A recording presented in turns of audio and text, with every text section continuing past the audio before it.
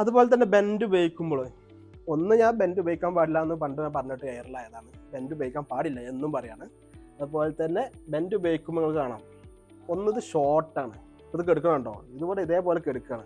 ഇത് പശട്ട് ഒട്ടിച്ചിട്ടില്ല. ഇതിൻ്റെ പ്രത്യേകത കണ്ടോ, ഇതിൻ്റെ ക്യാപ്പിലൂടെ ഉറുമ്പ് എന്തായാലും കയറും. ഇതിവിടെ ഫിക്സ് ചെയ്ത് വെക്കേണ്ടത് ഫിക്സ് ചെയ്ത് വെച്ചിട്ടില്ല. പോരാഞ്ഞ് കണ്ടോ ഇവിടെ ഒന്നും അടച്ചു വെച്ചിട്ടില്ല.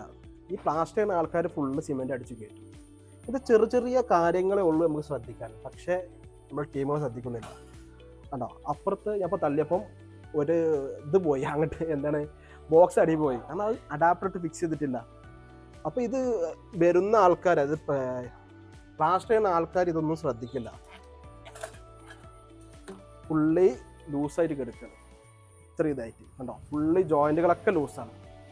ഇതെന്താ ചെയ്യേണ്ടത് വെച്ച് കഴിഞ്ഞാൽ ഫുള്ളി അഡാപ്റ്റർ ഇടുക. അതായത് ഇവിടെ അഡാപ്റ്റർ ഇടണം, ഈ ബോക്സ് ഉറപ്പിക്കണം, ഈ ബെൻഡുകളൊക്കെ പശട്ട് ഒട്ടിക്കണം. ഒന്നാമത് ഇങ്ങനെ കട്ട് ചെയ്യാൻ പാടില്ല, അതടക്കട്ടെ, എന്നാൽ പോലും ഇതൊക്കെ ഒന്ന് പശട്ട് ഒട്ടിക്കണം.